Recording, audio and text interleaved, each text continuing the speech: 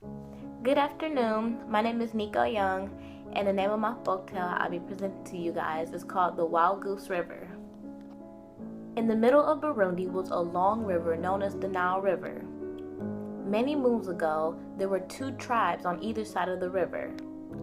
Although there was no direct warfare between the two tribes, they avoided each other at all costs. They didn't interact, and they just chose not to deal with each other.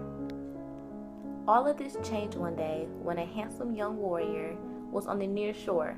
His name was Aomide, which means happiness is coming.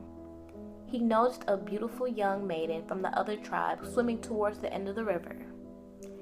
Aomide was instantly attracted to her beauty and decided to jump in the river to swim with her.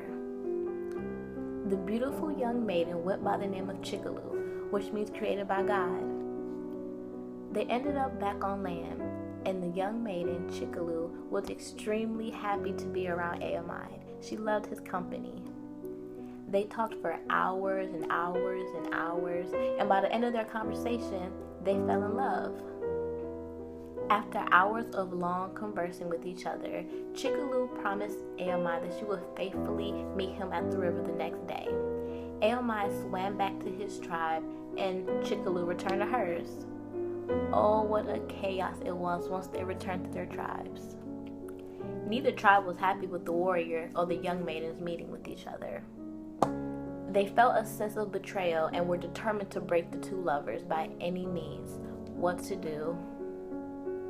Aomide and Chickaloo had no doubts at all. In the wee hours of the morning, each swam out to the Nile River. From there, they decided to flee out to the furthest end of the Nile River as possible. They did this in efforts of marrying each other. As soon as they were discovered missing, the warriors from each tribe set out to search them, and they were going to find them by any means necessary. But the Great Spirit was watching. He took pity on the two young lovers.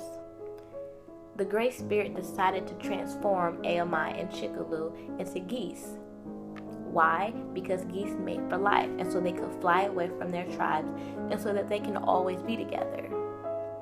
When the warriors arrived at the river, there they found not Aomide, not Chickaloo, not a warrior, and not a beautiful young maiden, but two lovely geese walking along the small trees of the river.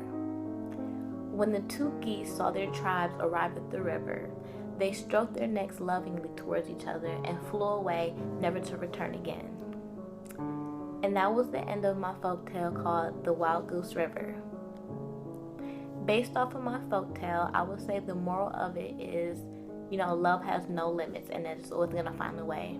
Whether it be in young lovers or old soulmates, there's always going to be a spirit watching over you for the better. And, don't give up.